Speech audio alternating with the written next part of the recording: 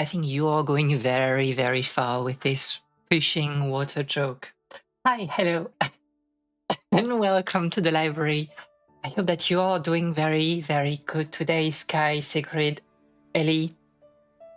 Thank you for being here for a little yapping stream because, you know, it has been a while and I was too lazy to work today, I think. Well, my model had just a moment of confusion, I think. Yes, I hope that you can hear me all right. My mic feels like a little bit far away from me, but maybe it's still good enough. I don't know what I'm doing with this setup. It's not the usual one.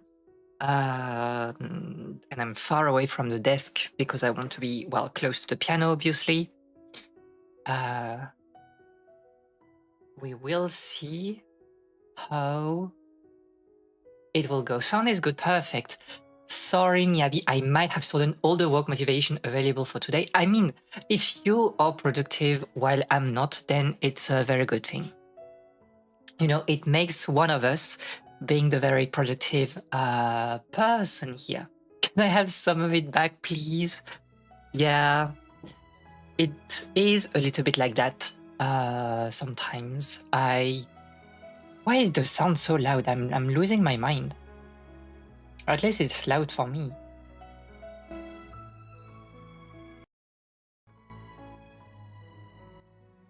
Okay. We are quoting like we are naming all the chatters, by the way. I wanted to work like on some articles and stuff, like reading some papers, and I was like, ooh, this paper is like 50 pages long. Maybe, you know, I'll do that later. And yeah, I got like a really, really lazy today, but it is what it is. You are transcribing some narration to a knee play from Einstein on the beach. Is kind of an absurd it's kind of absurdly complex. Then you have my condolences, and I hope that you will be able to do something and to succeed in it, because that would be sad if it was not the case. I don't know what I'm saying. Like, I'm setting up some things at the same time. I'm not sure. I hope that like my piano is working. I will say also, like, so we are supposed to play some piano at some point. I wanted to practice a little bit yesterday, because it has been quite a while since I played some piano, and I got distracted by like too many things, and I'm basically going like back into piano cold without any warm up. Well, I mean, I warmed up for like 10 minutes before stream, so we'll see how it goes. The Easter break is the Easter egg of Easter. You know what? You are actually very true. I can't even pass that, but it sounds really smart. I have to make do with my one remaining brain cell. I mean, we're all sharing one brain cell, on this stream. It's just we're passing it around. I replaced all the piano keys for licorice. I would lick it. No, I wouldn't.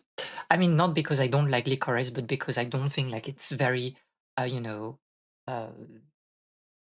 hygienic to lick piano keys.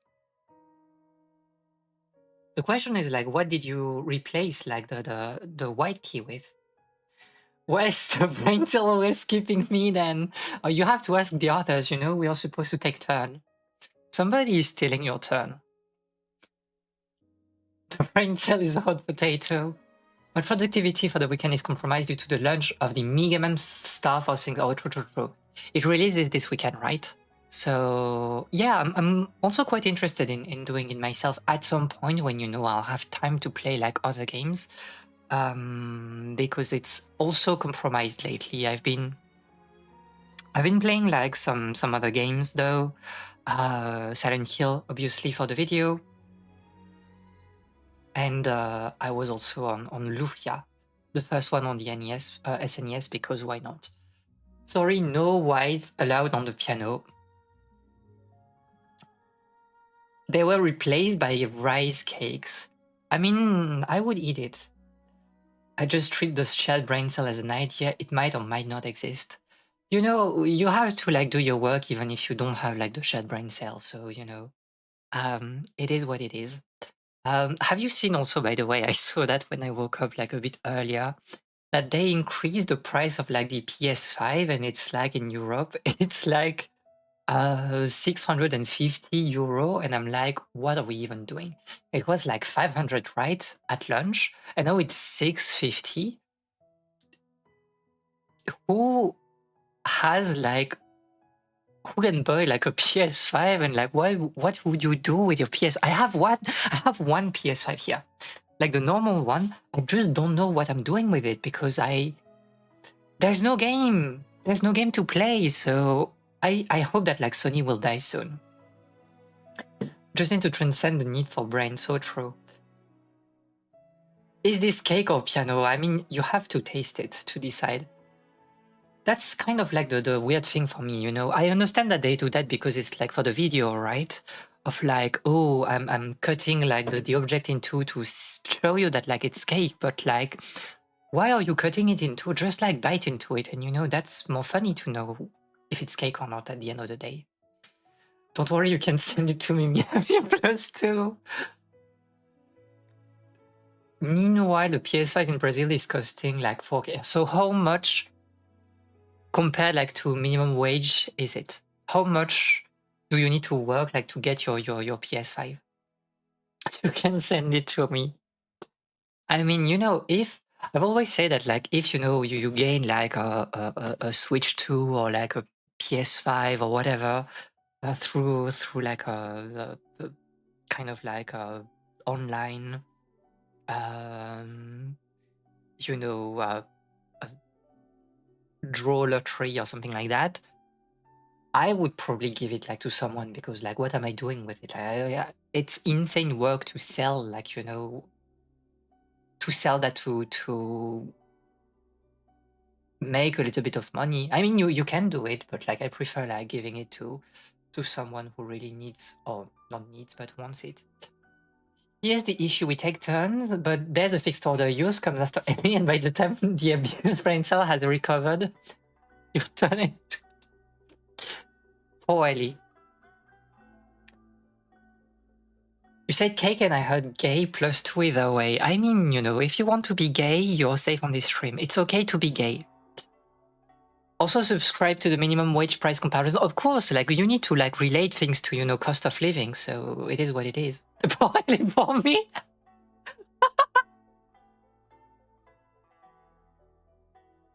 +2. Oh, this chat is already like possessed. It has been like 12 minutes worth streaming, you know, by the way. Never be behind it in the human brain cell.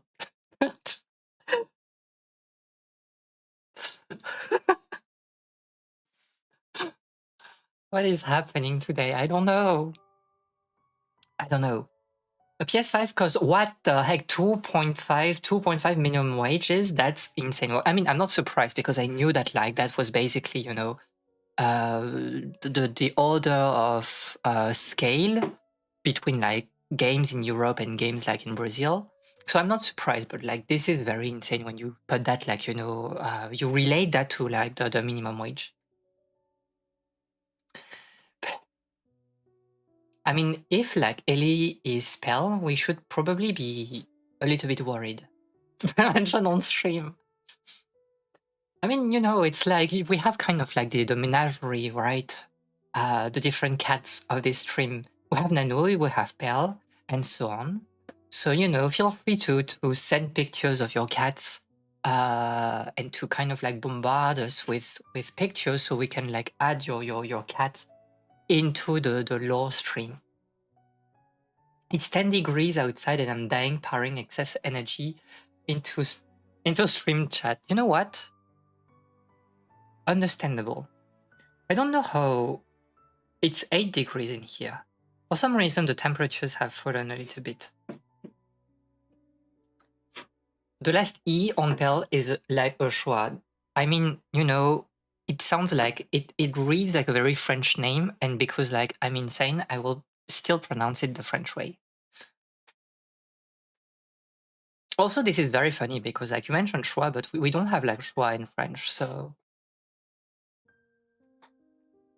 The brain cell passes through Ellie and then immediately goes into the mycelium network, the skipping Siggy. Also, big news chat, I got new window blinds for the living room and the light is so nice.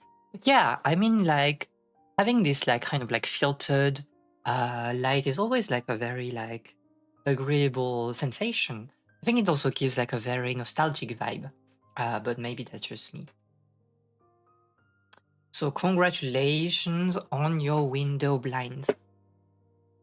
Elshua. Yeah.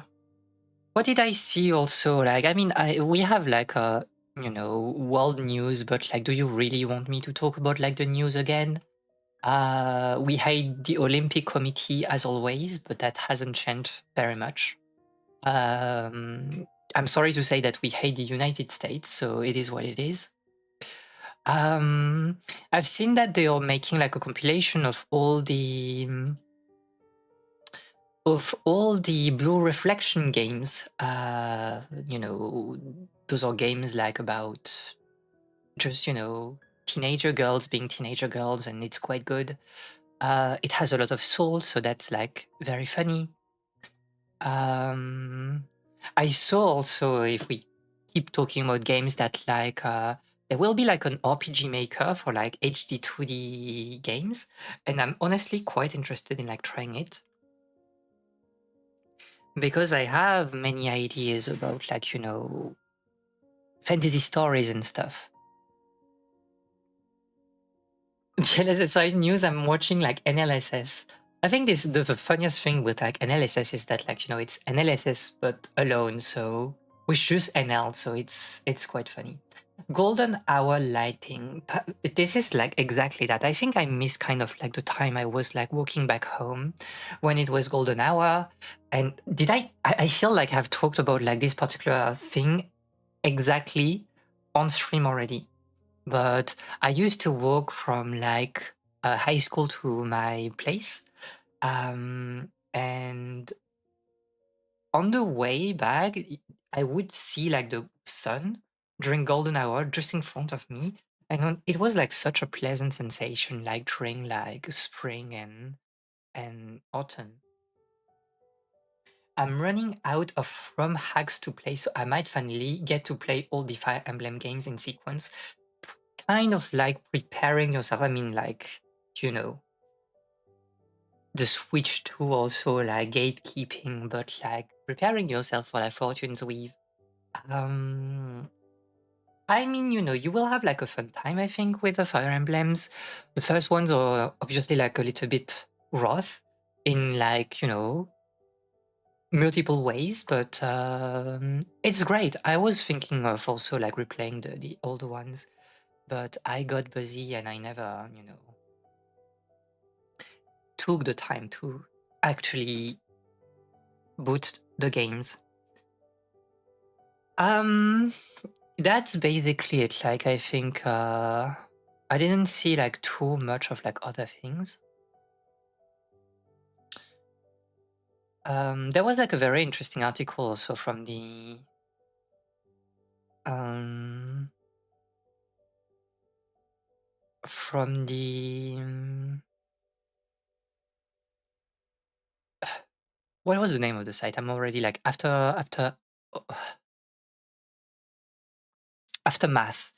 And they kind of like wrote an article on like the GDQ, the Games on Quick, and talked about like the state of like inclusivity in the Games on Quick, and they were explaining that like there are like some very good things that like happened, and it's kind probably one of like the safest place on the internet when it comes to big online communities, but that we should still like there's still like a lot of things to do, right? And they mentioned, for example, that like at the last GDQ, most people on like the main stage were white people, or at least there was like very few like black people, and they kind of explained that like, and I completely agree with that.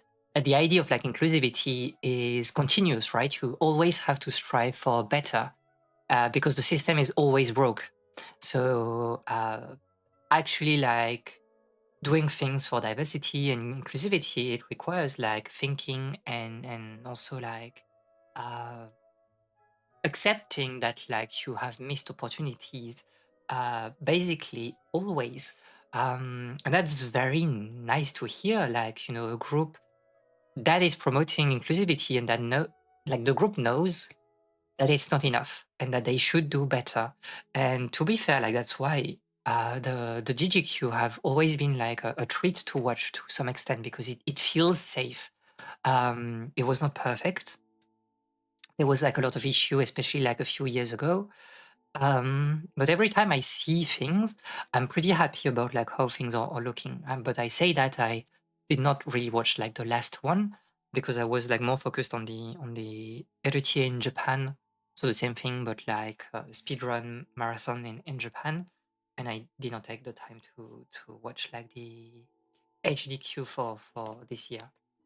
Mm. You want to experience the story and evolution of the games after all. Yeah, I think like it makes complete sense. Um, you will see like I think for the most part you will like enjoy the ride, and then there will be like the kind of shift when you get into like awakening and all, and that's when like the Fire Emblem games kind of like targeted like another audience maybe. And I'm not really sure about how the story was written nor how it plays, but it doesn't mean that they are bad games. Who has the brain cell? I think it's like you have to guess. If you have the brain cell, you cannot say that you have the brain cell. Oh, I also saw that like Wikipedia has banned AI generated content on the English side. Um, Which is like very good. I know that the French side is basically saying that like it's heavily discouraged. Like on the official guideline says that it's like officially discouraged, but in practice your article is basically getting like trashed if you are using like AI. But it's good to see like that the English side has actually ruled against like AI. Well, the big thing was that like there was like a lot of debate about should we give like AI the benefit of the doubt, but through like case by case investigation, they figured that like AI slop is just AI slop. So AI was banned and LLM writing was banned period on the English side of Wikipedia, and I can't wait to see like other communities imitate it, like in my part like in the French community, because that's the one I was like writing a little bit for. Wikipedia is not perfect, like a lot of people, especially those who talk a lot on the conversations, are a little bit obnoxious. But the fact that like it's community powered and that like on average there's like this drive to kind of like compile and protect knowledge, I think we have like a good direction overall. So it's quite good. Namu Abitabutsu for Wikipedia EN+2. If someone has the brain cell and you... What? If someone has the brain cell and you do eye contact with them for 10 seconds straight, you can steal it. That's crazy work. I give the AI the benefit of doubting everything that comes out of it instead of just outright destroying it forever. +2. What Wikipedia did to Girl Standing was outrageous. On my way to Sweden to steal it. She will just go to Sweden to steal like the unique brain cell. Maybe this is a special brain cell. The relic of like the inverted ziggurat or something like this. They're just like people are just running around, within the inverted ziggurat to kind of like steal back the brain cell, and they try to do some work when when they have like the brain cell for 10 minutes.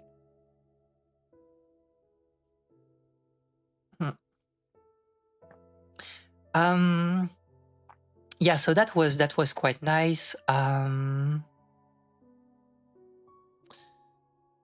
And that's basically everything I saw, I think.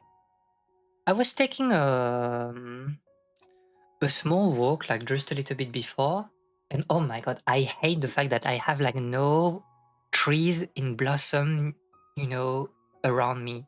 I just want to see like, I don't know, plum blossom or peach blossom or cherry blossom, but I think my city hates me.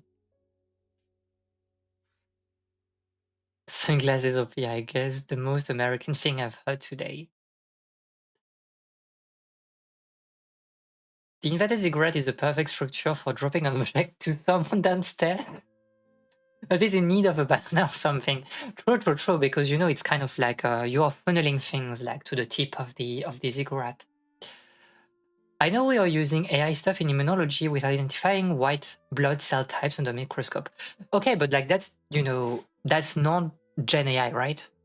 I think we say that like a lot on stream, but AI, when it's used purposefully to do tasks that in a way that like is way better than a human can ever be, which is, for example, identifying like white blood cell types, identifying like early cancer signs, early tumors, or folding like proteins. In that case, like AI makes a lot of sense, right? Because it is trained like on a controlled data, and it will on average be like way better than like most professionals will ever be through like direct observation. Of course, like as a doctor, as like a researcher, you have like to double check like what your thing is doing. But I believe that like in that case, AI makes sense, right? It's not stealing and spouting like nonsense. It's actually like doing what it was asked to do through training, and I think like that's like the very different like the critical difference between like Gen AI and like actually smart and clever use of AI.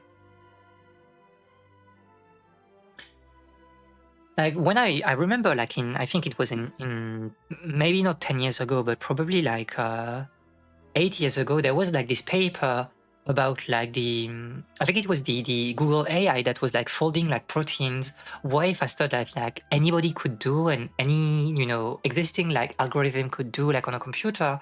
And it felt like a very critical like advancement for biology. The same way I think like with the AI able to detect like tumor very, very early, and it gives you like a warning, right? It gives you like, okay, maybe this person has like early signs of like a cancer, and you as a doctor, you run like further tests to confirm or not like what the AI is saying. But having this tool that is like giving you like a prompt very early when there was literally none before, at a very early stage of like cancer, because I think like they could detect it like in the very early weeks of the appearance of the tumor. That is like impressive, right? And that felt like such a useful tool that would actually like participate to the betterment of humanity and of medicine overall. And we kind of like strayed away from like this very targeted and useful use of AI to, you know, the crypto bullshit of like, oh, and what if we create like a general intelligence, and they kind of like mix the idea like of a general intelligence into like, you know, large language models and just like ChatGPT. And that's how like they get like insane funding from like idiots who don't know what they are talking about. And that's where we are today. But like I think AI, when we started talking about it like 10 years ago, it felt like something revolutionary and something that like had a lot of practical uses. Okay, I will say though, don't talk too much like in reverse, because like it's hard for me to pass. And as much as I trust you to not say like insane things in chat, I still want to be able to read what you are saying.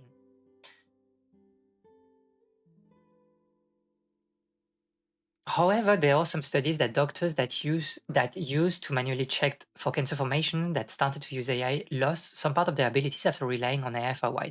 I think that's also true, which is you know also the thing that we had with like ChatGPT and the decline of like general intelligence for humans after they used that for too long. I think like it's a tool though, and you have like the same issue with like a lot of different tools, right? It's maybe that like using AI feels like way more critical because you're losing like cognitive like abilities and knowledge abilities to some extent, analytical abilities. But I think using tools like, you know, for manual job in your kitchen or whatever, there's also like a decay of manual skills that happen. And we should just like at this point consider that like AI is a tool like any other. It comes with like advantages, of course, and like drawbacks, and you need to draw the line about like how much you want to like upkeep your skills in this situation. And I think that like we kind of like shift here from a very like, you know, a mindset where AI is completely like deleterious, which is like the Gen AI thingy, to like AI is a tool like any other. If we talk about like, you know, the cancer formation like analysis, AI is a tool like any other, and it can be good, it can be bad, but you need to use it like with full knowledge of like what it implies, right? And as you said, it also implies that you as a doctor, you're also declining in terms of skills, and you have like to be attentive to that and maybe, you know, practice to kind of like keep up and not like rely completely on those tools. But I think that like that is what we have in like a lot of different disciplines and jobs, right? It's not just like medicine or whatever.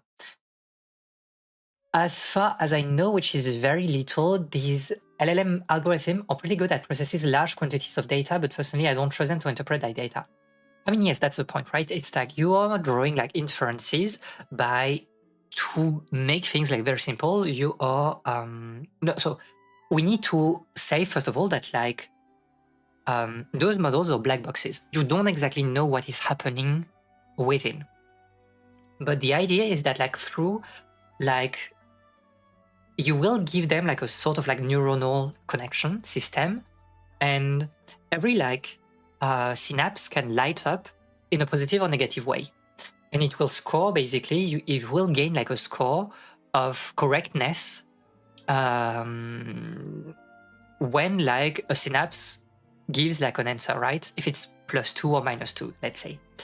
And the way like those models are basically like training themselves, that like you feed them data, and they will source through it and search through it, and basically like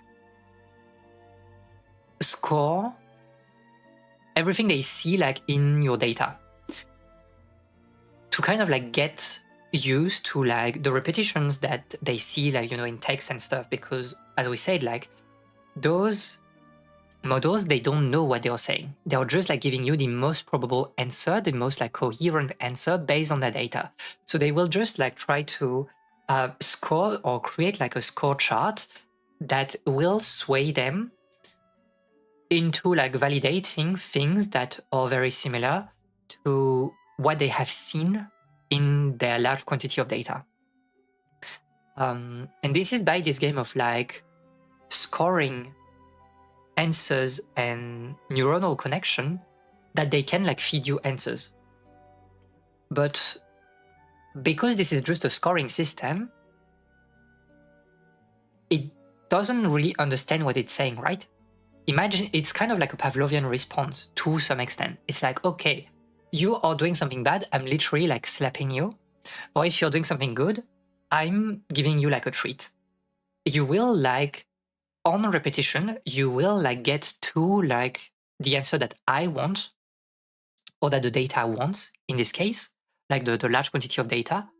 You will get closer to like that direction, but you don't understand. It's just because you have been like rewarded with like a treat in the case of like me training you, or by like positive scores in the case of like those models. And this is like why like those things are not sentient, right? There's no general intelligence. They're just a scoring system. And you can say that like it's an advanced computer to some extent, an advanced algorithm, because the neuronal connection make them like do way more than like what you would expect from your, you know, normal computer and like normal like algorithm and stuff. But it's little more than, you know, just a Pavlovian game, which is, you know, kind of like very basic. I wanted to say something on this. I'm too dumb today. It's okay. It's okay. You don't have the brain cell. Also, histology is already such a difficult area to be good at. It's easily to miss stuff. Yeah, I think again, like it comes to this idea of like, you need to arm yourself with like as many good tools as you can, but you need to also like realize what those tools mean in the great scope of things and what you're gaining and losing through using them.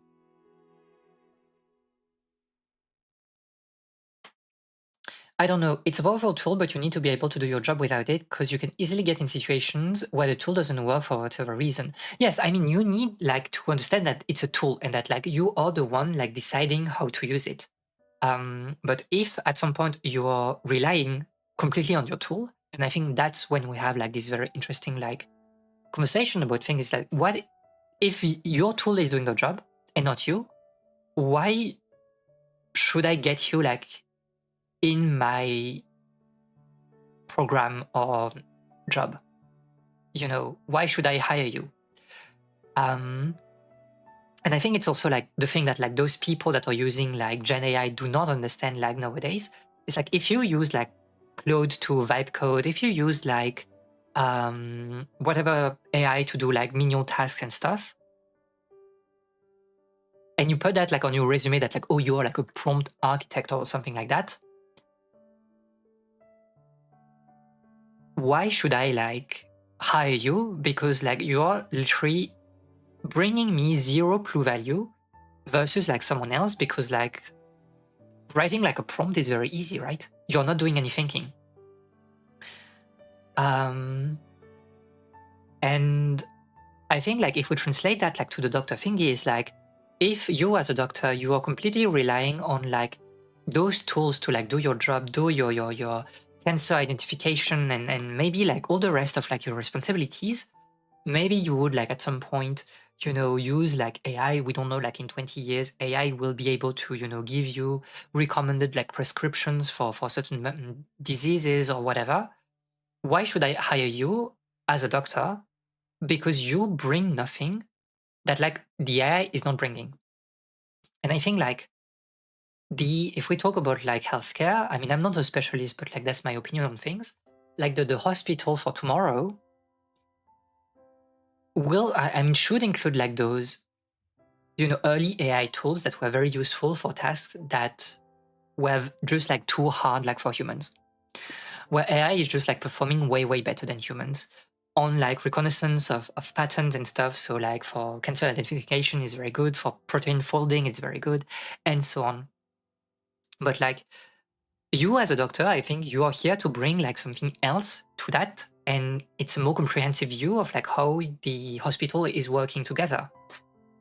It's bringing like departments together, collaborating with colleagues, and building bridges between different departments, which is, I think, is still like lacking to some extent in the healthcare system, where if you're not like, if you have to be transferred like for some reason because your disease is rare, you have to be transferred to like another department for certain specific like tasks.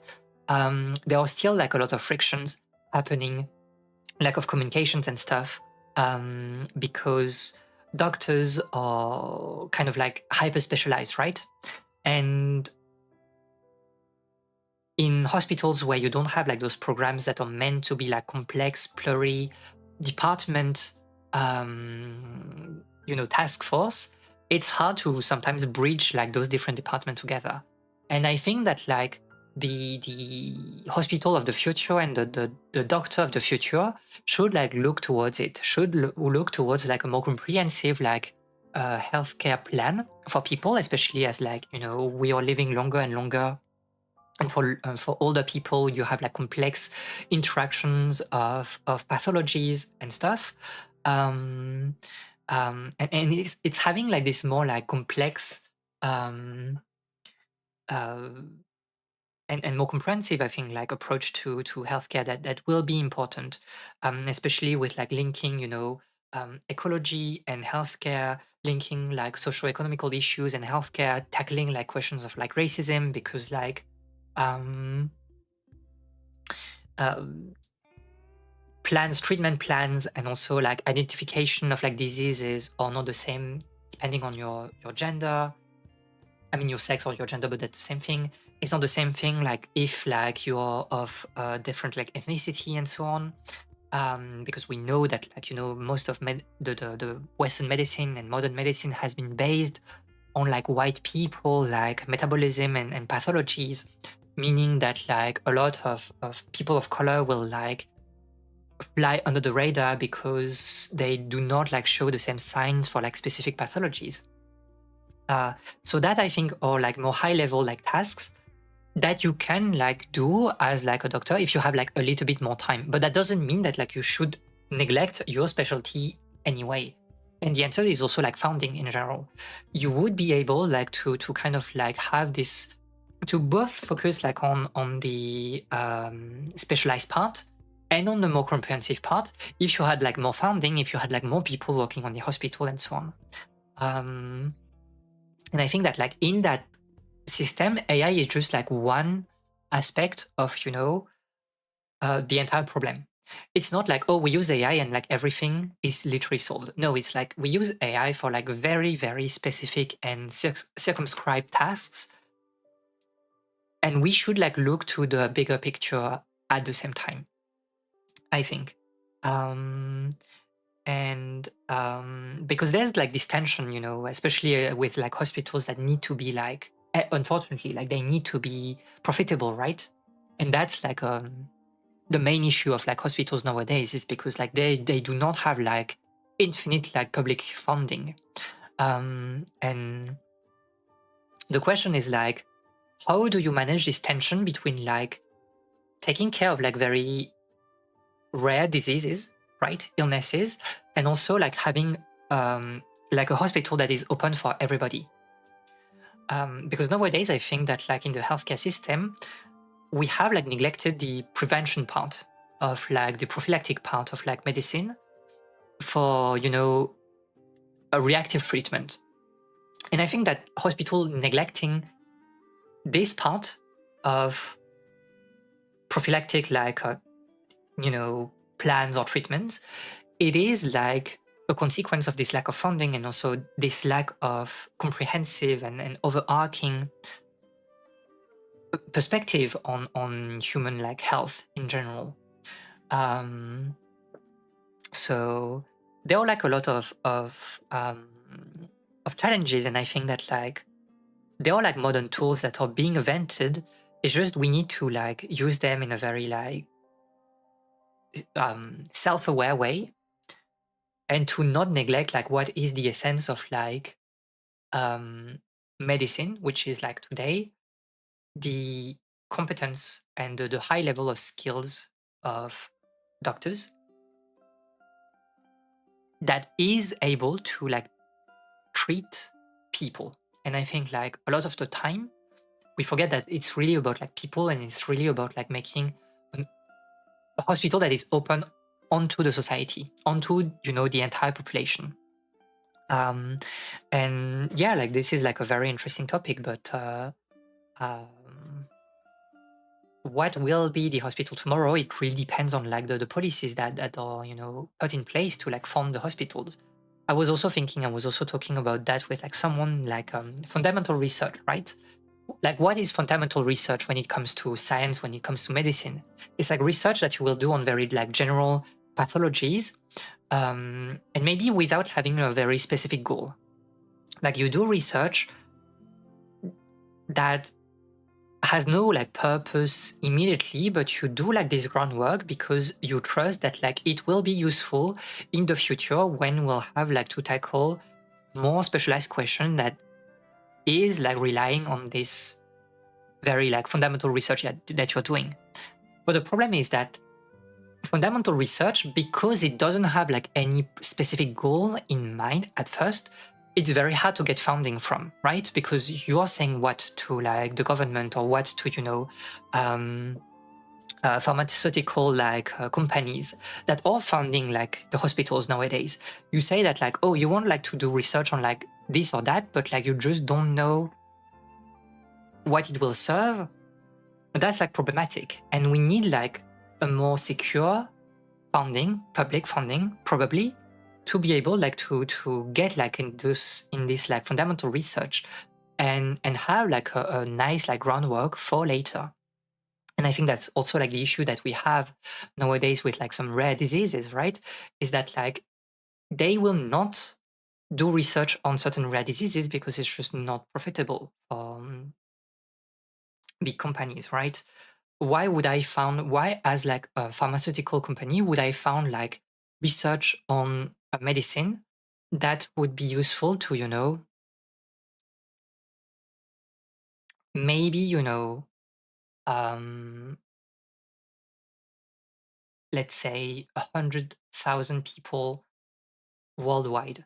This is not profitable, so you're not funding it. And that's a problem, because in this instance the hospital is basically locked by lack of funding, and you have like lost, in my opinion, a little bit of like what makes the hospital a hospital, which is like trying to be here for everybody. I think the Danish hospital should do more diabetes research. No, no, this probably, this is like insane. Everything is in it tuberculosis. Anyway, I'm just yapping. I don't know what I'm yapping about, so you know. Imagine operating under the logic of capital at the cost of human lives. But this is like the thing nowadays, right? Is that, and we talk about like hospitals, but this is the same thing with like every like public services, right?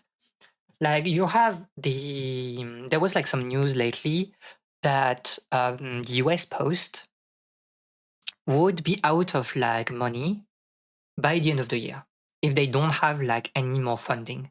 Just because, to make things simple, like the US Post is operating at a debt right now, and they're actually like reaching their ceiling for debt, so they cannot handle, like they will not be able to handle more deliveries. But like if US Post the US public post does cease to exist, it will bring like everything up, right? I mean, every price up, because for now, the US Post kind of like act as a regulator within like the competition of like, post companies and delivering companies by having like generally low prices. And it's the same thing. It's like there's this logic of capital, as you say, and we don't think, like most of like the deciders do not think about like what you would lose by not having like those public services anymore. They feel that it will not affect us because they are rich, so whatever. But like those, like the disappearance of like public services is always like compounding. Not having like easy deliveries, it also means that like you will isolate certain communities from the rest of like the network. And I think right now, especially with like the Hormuz situation, and we also saw that in COVID, it's obvious that like logistic chains worldwide and also at a local level are very fragile. It can like break at any moment, and like the smallest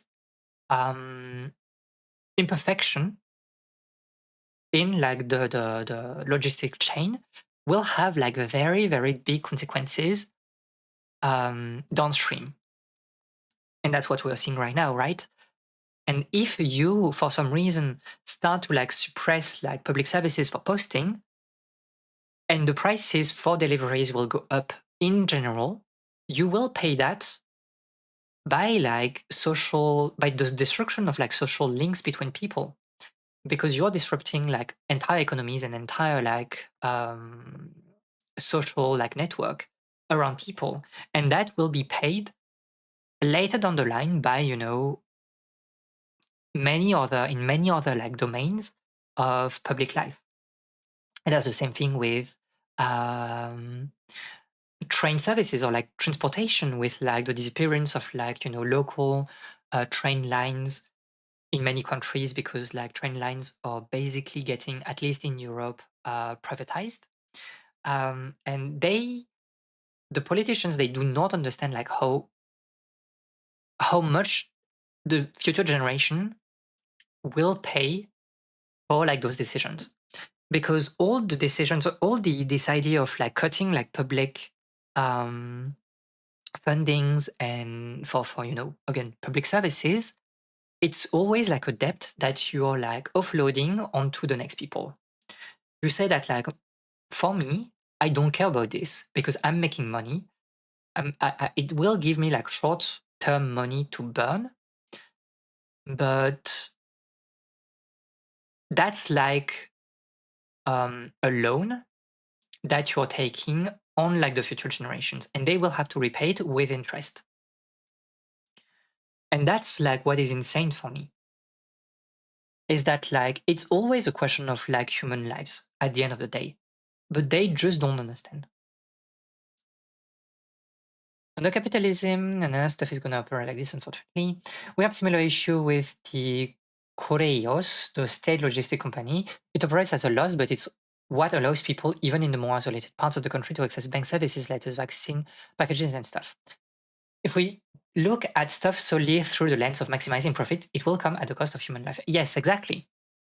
And I think that, of course, to some extent, like you will always operate at a loss, right?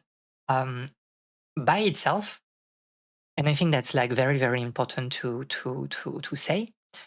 By itself, a public service cannot be profitable, will never be profitable.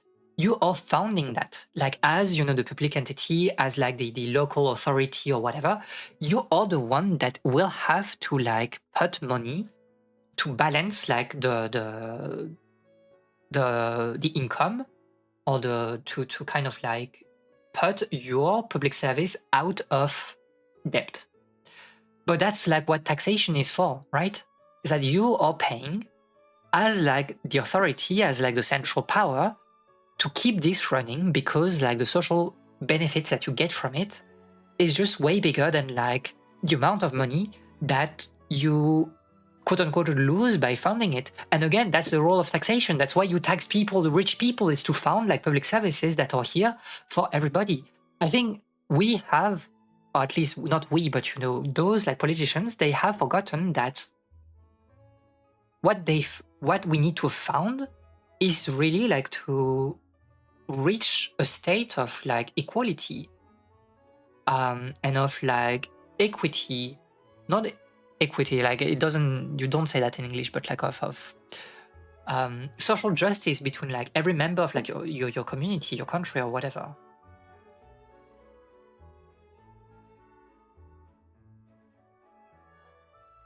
Price triplicates due to high postage costs. Why is nobody buying my products anymore? My company is in shambles. Exactly. And that you have exactly the situation in the US, by the way, with like the whole like tariffs situation. And we saw like consumption like kind of like falling down in the US, or at least like imports like falling.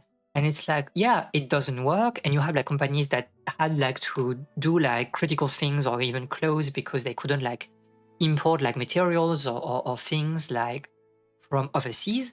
Because again, the global logistic chains are fragile. And the moment you are like harming them, it will come like it will be paid double or triple or more like downstream. And I'm not saying that like, you know, the current logistic chains under a capitalistic system are like a good thing, but that's the world we're living in. And we need to be like pragmatic also to some extent, to about like how our world is running. Like we cannot like destroy those like capitalistic, or at least those logistic chains, but we need to like put other people like in power to manage them under, you know, a more just and non-nationalistic like framework. I do think though all public services are kind of profitable long term. It is just that the benefits are less noticeable. Yes, if we talk about like, I agree with you, if we talk about like benefits in the overall, right? If we talk about like the social benefits, it will always be profitable because you will not have to pay to kind of like repair everything that you will break by not funding those systems. But in the head of those people, they think about like money being profitable, right? And not social happiness or whatever. Like, why did the Roman Empire finance the Colosseum? Was it a profit loss? This is an insane comparison, and you know what? It's still a plus two. So incredible. Public service company doesn't perform well, privatized. How did it get even worse? Subsidized on the privatist company and will be stuck in purgatory. But the thing is, like, it doesn't perform well. Like the one like thing a little bit before that, although this is like a cycle, is that like it doesn't perform well because they don't want to fund it. And I think we have that a lot in France, especially. Well, I say especially just because it's the situation that I know the best, but it's basically the same everywhere. You will have like right-wing politicians that will like purposefully like defund public services that are working because they think that like, you know, maybe we don't need that much money and it can go to like other things like army, security, or homeland, you know, thingies like funding the police or whatever. And by like transferring like some of those funds that were allocated to healthcare or education or postage or transportation to like other fields, those like first field, they will like perform way worse, right? And this is like why you have like this like loss of profitability or quality in the public service, and that's the excuse to privatize. They're explicitly and almost like consciously underfunding like public services because it's like the way for them to privatize things. Like we need to remember that like the goal of the far wing in general has always been to have the state only deal with what we call like, I don't know if you say that in English, but like regalian. Let me check like if we say that in English. Sovereign, yeah. I mean, it's a bit weird, but like with like, they think that like the state should only care about like defense and broad like macroeconomic policies, right? And even then, you know, like the goal is always for the state to be as invisible as possible when it comes to the life of people, except defense, except the army, because like they need the army and they need the police to like, you know, ascertain the power. This is like the idea of like a biopower. You can read like Foucault, whatever. So the end game is always to privatize things. And how do you justify that? You justify that by having like those public services not perform as good as they could because they don't have like enough money. So there's always this idea like of underfunding things. This is always like something they will do because it's like such a surefire way of cutting like public services completely. And you have that in France for the electricity, for example. We used to have like in France the most performant public service of Europe, to the point where, and kind of like to go back to the discussion of like profitability, to the point where we were producing so much like electricity that we were selling it to other countries because we just didn't know what to do with it. And you know, you cannot stock like electricity, it has to go somewhere. And now we are like in a moment where in France, we have like quote unquote like privatized EDF, so our electricity manager or managing company. And now like EDF is running at a loss because they have like underfunded the thing and it just doesn't work as well as they could. Most of the money is going to like private intermediaries because it's always a question of like kind of like laundering money and like giving like, you know, money to your friends in the private sector. And now like EDF is just not working and we have like a hike in electricity prices because of that, when we had like a system that was perfectly functional and that was useful for everyone. It's the same thing with healthcare. Like, can you remember the time when like the NHS in the UK was like one of the most performant like healthcare system like in the world after the war, like with like Clement Attlee kind of like bringing UK into like social modernity with like this like very comprehensive healthcare system. In France, we used to have like the most performant healthcare of the world because it was like drafted by communists after the war, right?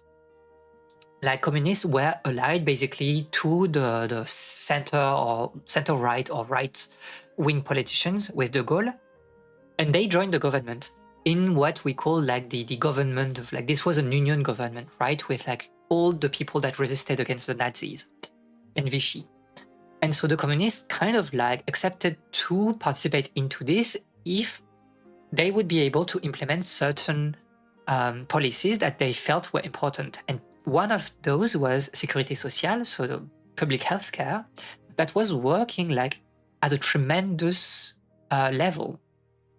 And in the past like 30, 20 years, we have seen like a decay of that level of healthcare because there has been like a succession of funding slashes with like the idea, the end game, we can feel it right now. The end game is to make it like private at some point.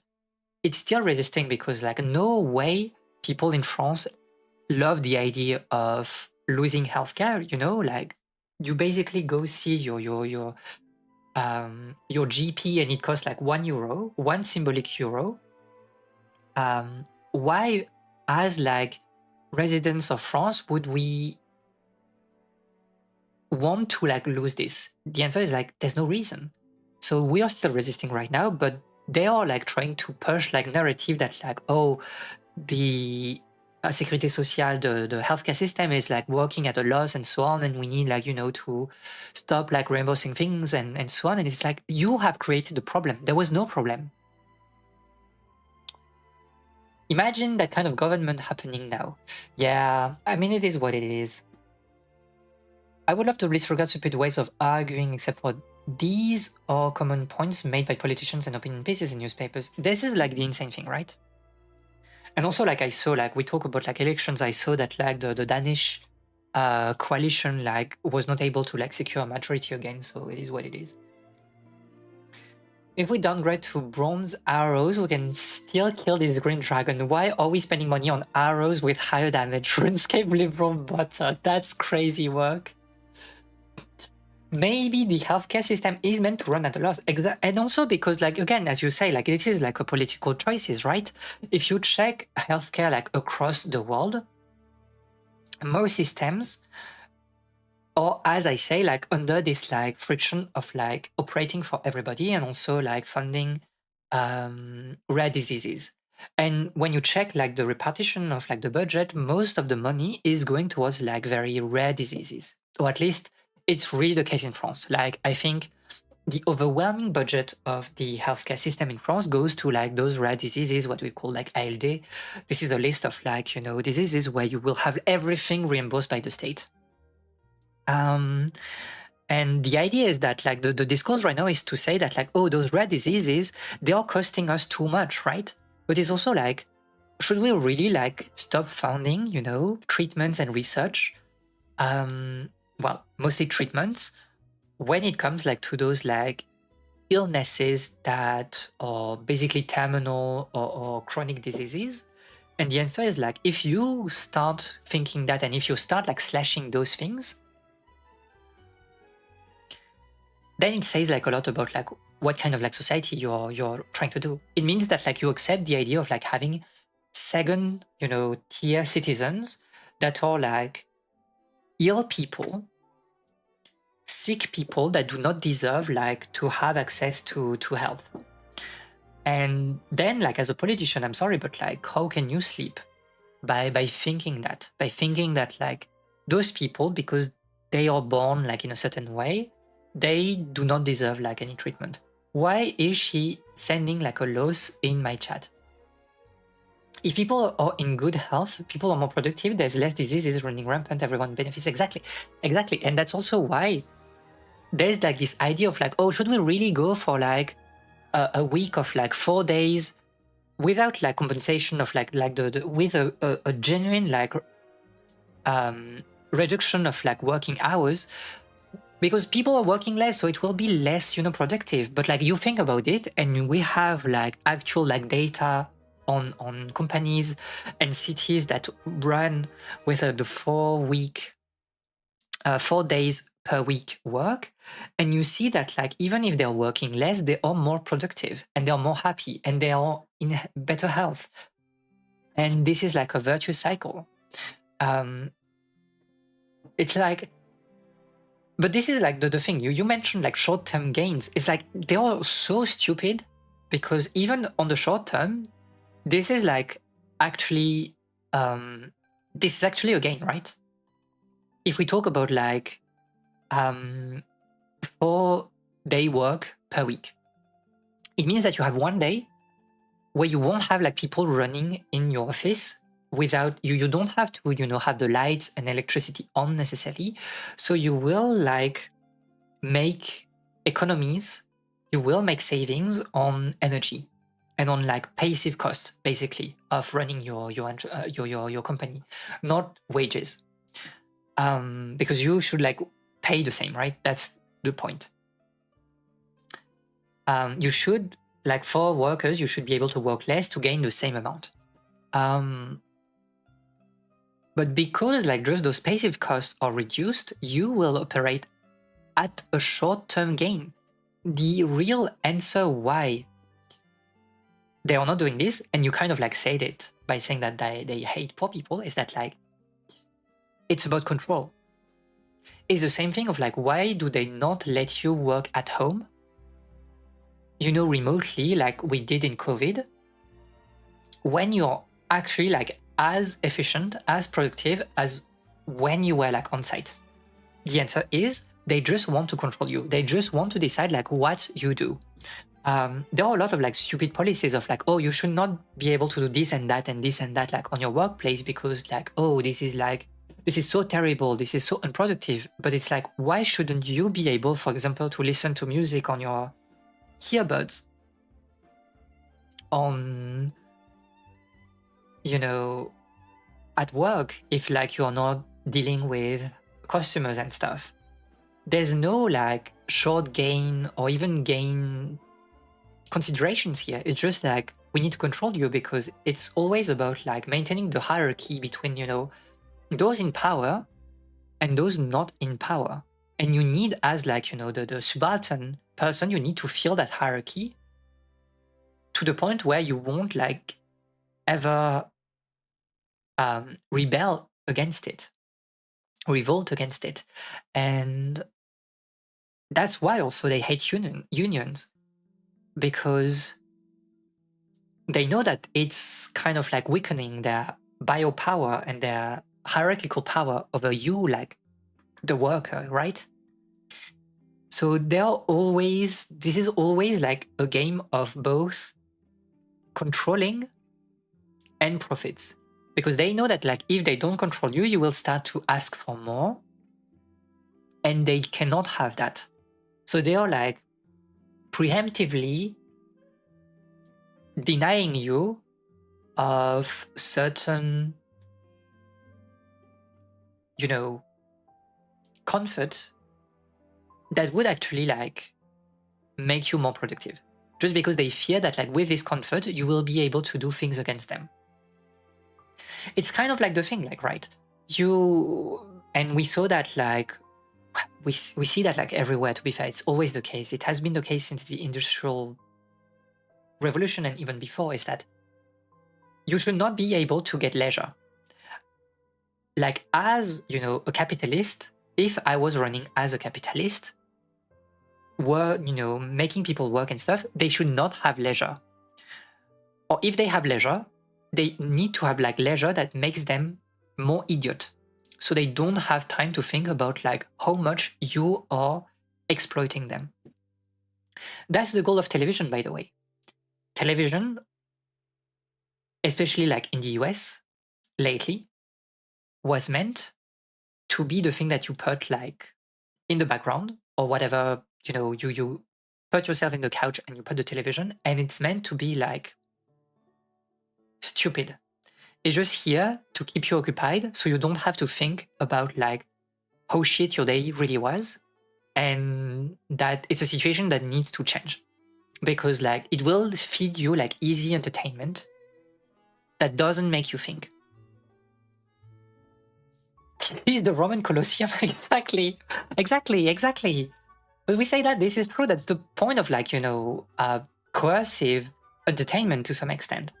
So there's this thing of like upholding like the hierarchy, because they know that like if people were like tagging with each other, that were like doing things with each other, then you, as like the politician in power, the bourgeois, you would be cooked. There's no way you can like, even with like an army, there's no way you can like hold the number, like all, like poor people that are revolting against you. There's this weird thing about urbanization creating this constant need for people to work in office in the city to continually prop up expanding cafes, restaurants, shops in order to stay profitable because of blah blah. Yeah, exactly. This is the cycle of like, this is the politic of commuting, right? like ideally you wouldn't have to commute for work. You would be able to work like close to your place, and it would create like more lived communities on a local level, with more like human interaction. But you're losing so much time in like public transport.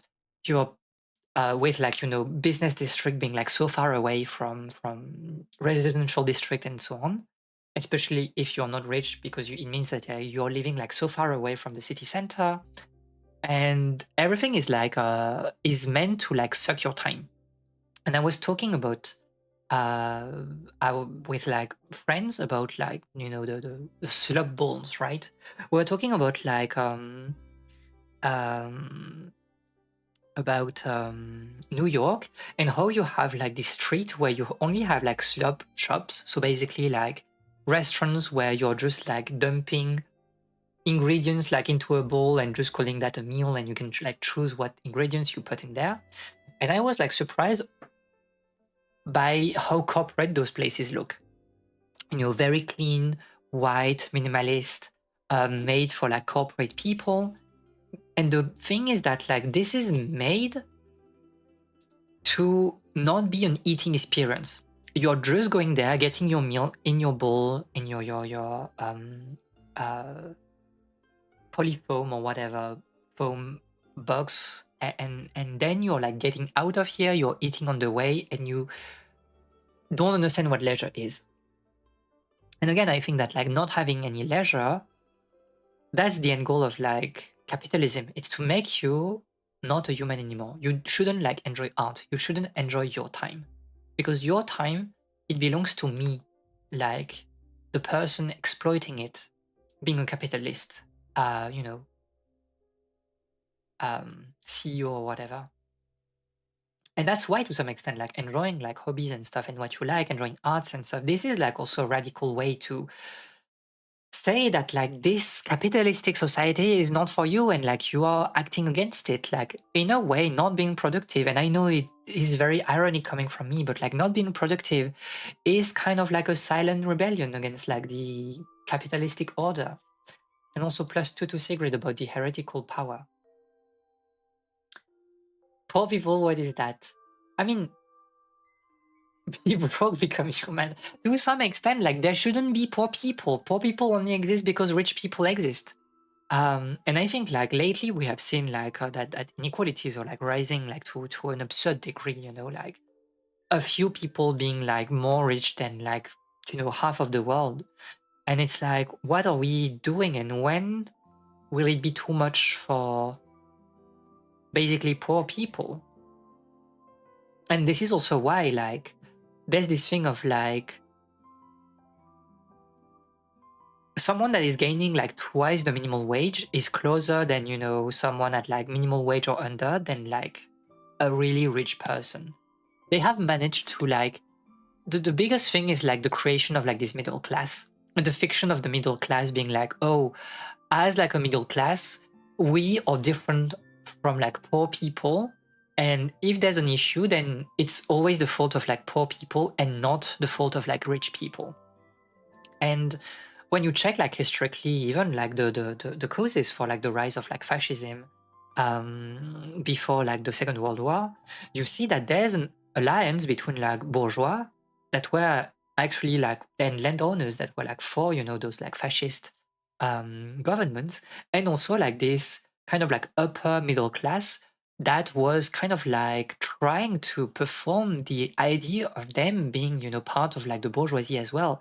So you had like the small commerce, the small like merchants, um, that were trying like to exit the middle class to reach like something a little bit higher, and by the same token kind of like denigrating the poor people.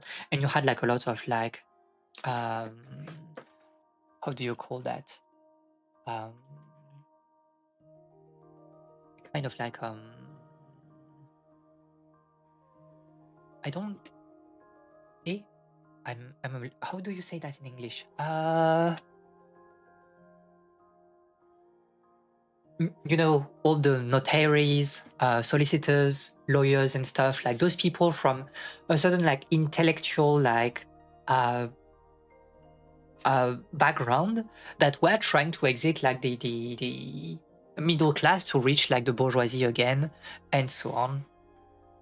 And I think this is like the goal of like the middle class is to kind of like divide the population so that, you know, those like people can like fight against them, and you like as like a fascist, as like a rich person, you can like eat your caviar and being like, they're really silly, those people fighting against them, instead of, you know, fighting against us. If you divide someone's monthly income with mine, you get infinity. That's how rich I am. This is crazy. It's not infinity, probably like it's just like undefined. Okay, we have been yapping a lot, and I'm kind of like losing my voice here. I'm kind of like sorry, and I don't know if I'm really sorry also that like we always have like those like political discussions whenever we do like Zatsudan. I just don't want to be like too negative against things, about things, right? I think that they are like also actionable things, actionable like decisions that we can have, actionable levers, and that like it comes from like this like sense of like solidarity and of like social um closeness that we can have with other people, and that like, you know, even in this like very very international chat, that we share actually like a lot of in common, and that we are way closer to each other than we are closer, we know, with the bourgeois of our respective countries. A political I don't want to be a political streamer. I want to be like a science education streamer. I get caught in those topics. It feels nice to have reasonable political discussions instead of the same old from time to time. It's true, it's true, it's true. But I mean, you know, like at the end of the day, I think we do agree like on a lot of things. It's kind of like the if as a young person, or the person of our generation, you have felt like at least a little bit the woes of you know, working, of capitalism and stuff. It's hard to not have this opinion, right? Like there's nothing hard in being like against racism and fascism and sexism and LGBT phobia. Everything is political. Yeah, true, true, true, true. Political science, but I don't do political science. I do like anthropology and history, but I guess like it's illuminating like the our current like society as well. Science is political. Yes, science is political. Peace enchant, go peace girl, by the way. Something like that. Okay, we should play a little bit of piano. We should play a little bit of piano, and then we can yap about other things. You know, if you're yapping in chat, this is also something that that we can do afterwards. So let me no music anymore. This is over. So let me bring you to the piano scene. Just hit a key and go, that's good enough, and end stream. I mean, I want to play a little bit of piano, like but you can leave immediately, like if you don't want to listen. Like we can just be here. You can just be here for the Zatsudan. Like it's a buffet, right? The stream. You are here for what you like. If you want to work with music, you can work with music. If you want to do other things, see other people, other streams, do some other work, go take a walk. I think it's completely good. Go sip girl +2. Thank you, thank you.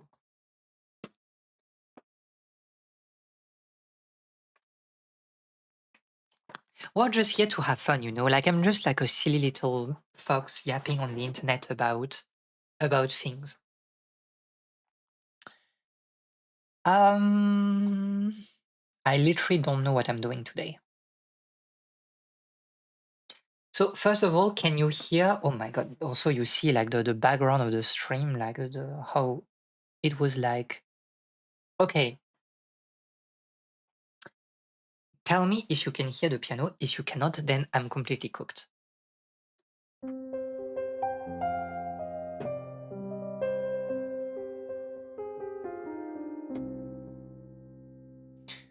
So can you hear, or is it not working?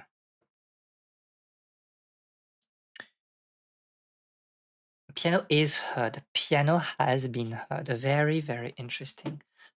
Then I don't know. Let's do something, and we'll see where it leads. Right?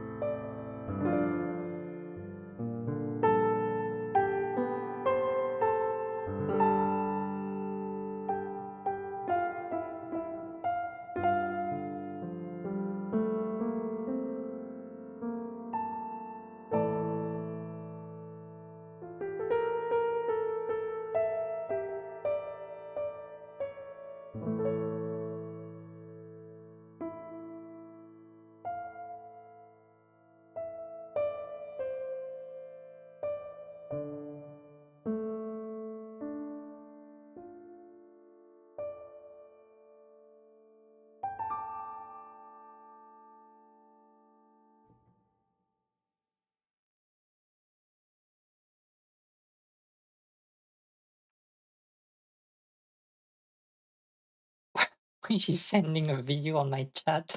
It's crazy, crazy work.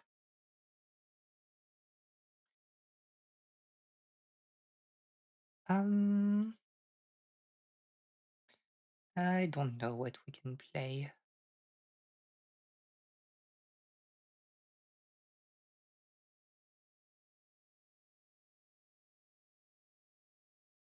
Oh, that can be interesting.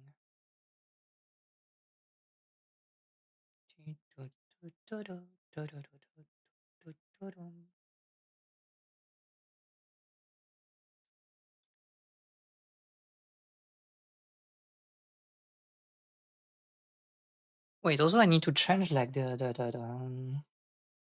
thingy. We are doing music, we're not just chatting.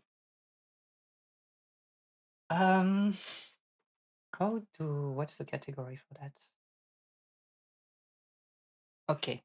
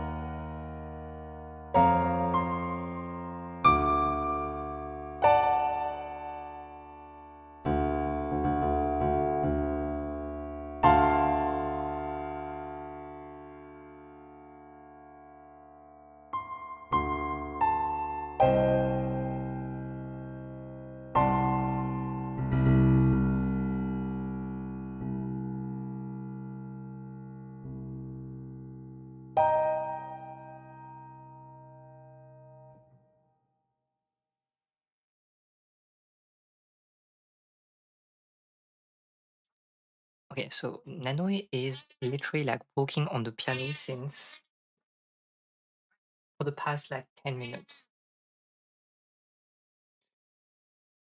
I want to play Dancing Mad, but let me deal with Nanui first. She's crazy.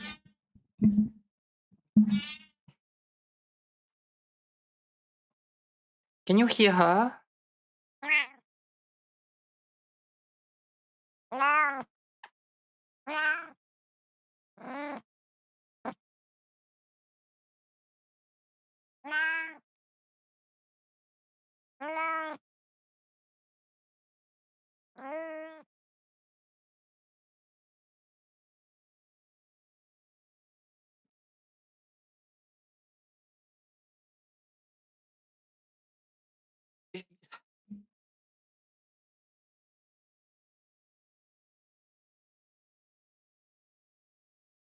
She keeps like pushing me around, giving me like headbutts, and so on.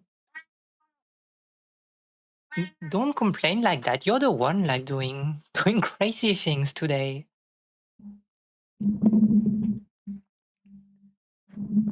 It's time for you to go to sleep, you know?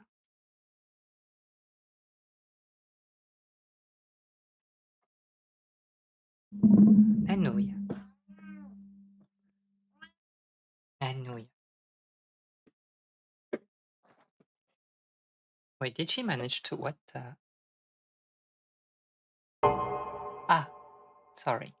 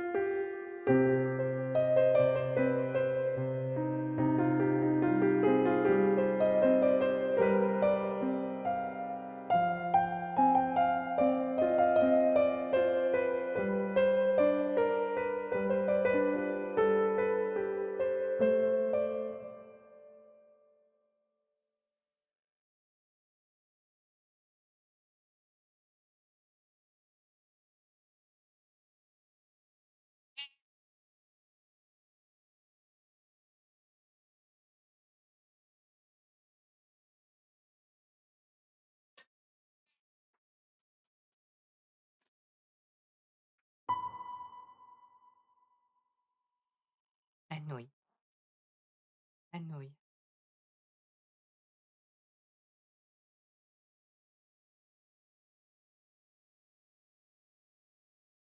Nanui.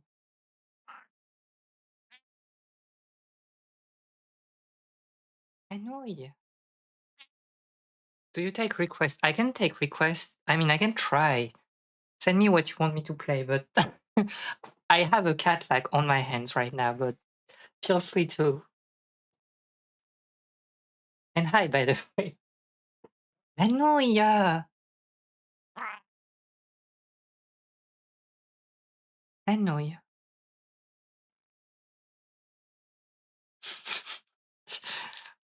Please. Nanui. I don't know what to do with her.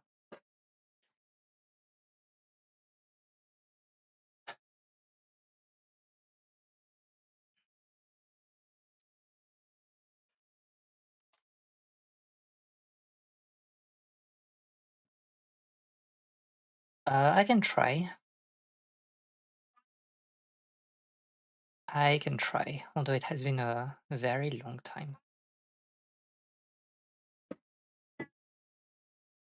go something like it. I don't remember.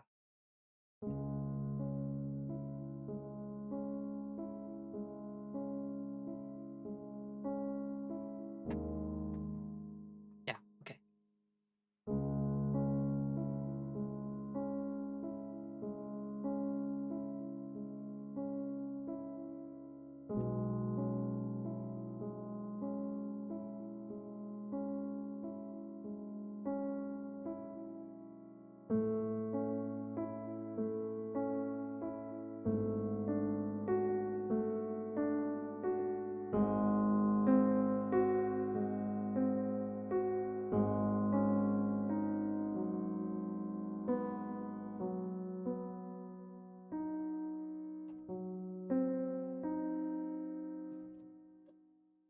Wait, let me get like a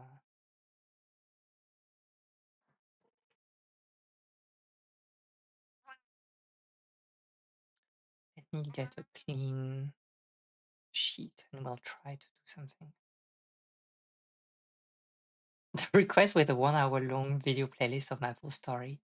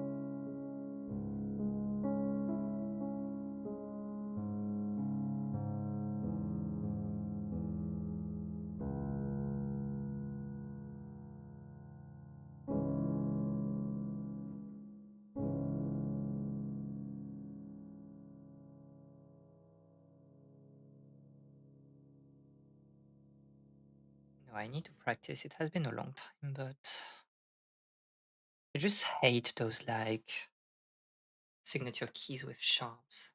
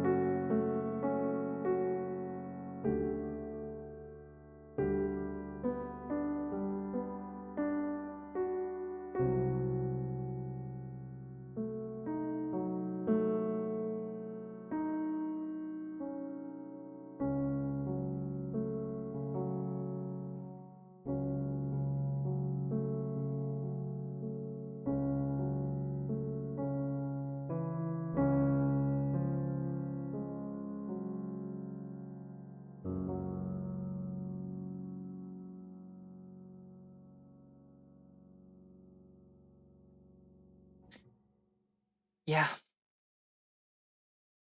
something like that.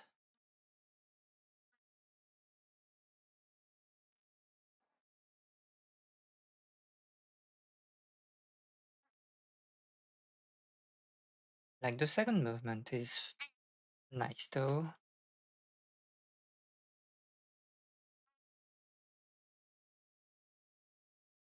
but I can't remember.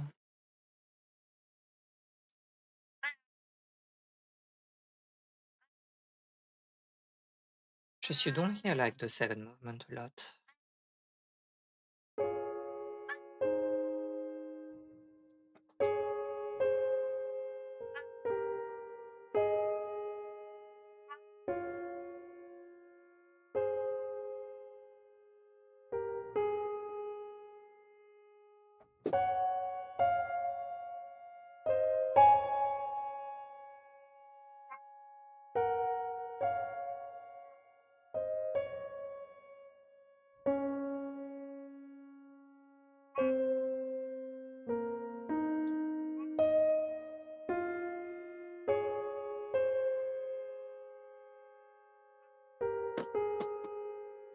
and so on. So thank you for coming. Have a good day.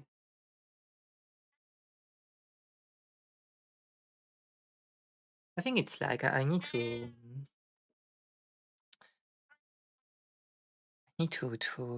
practice like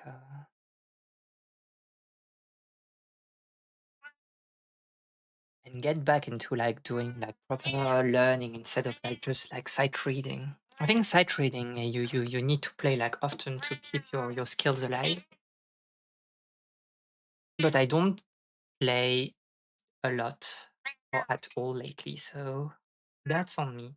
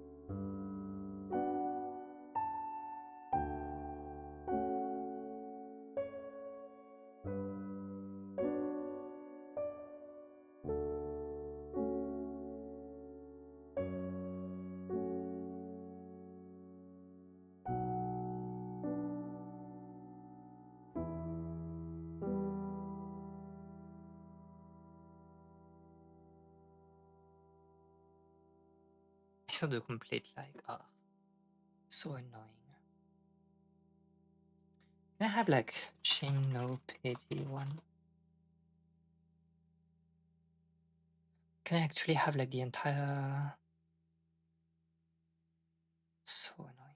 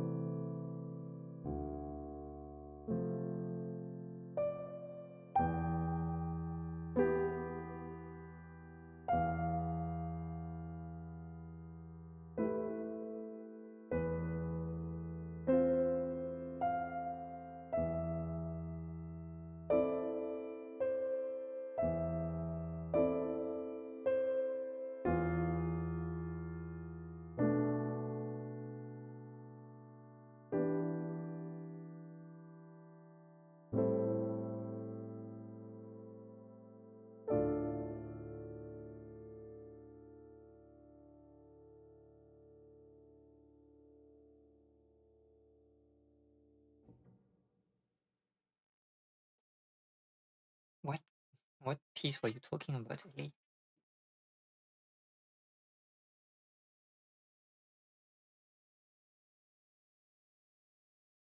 Oh, the gymnopédie, I mean?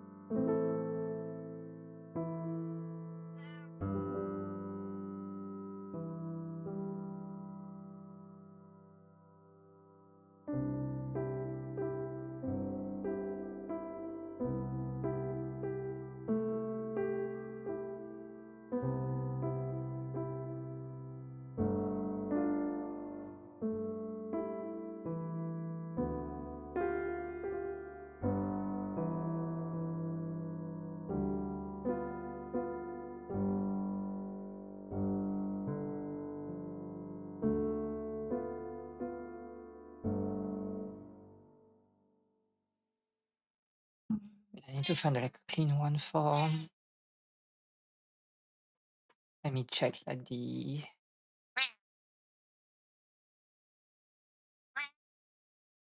Can I find like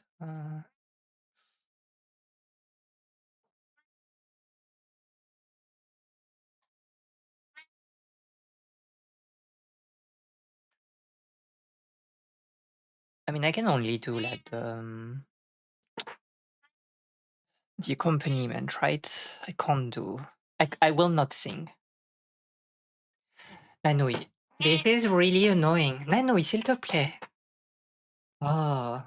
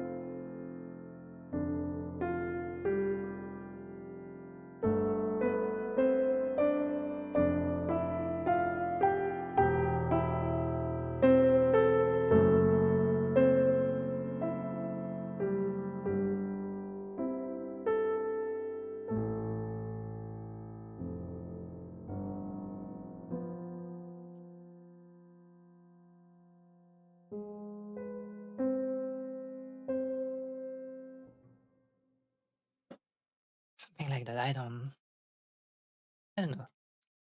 It's very funny that you mentioned Jotova because I don't listen to it like often or at all all the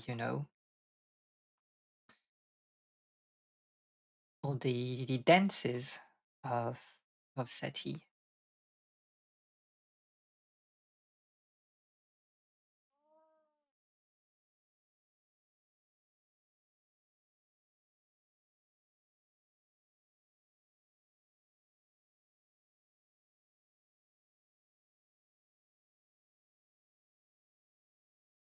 I mean, it's crazy how MuseScore has become like impossible to use nowadays.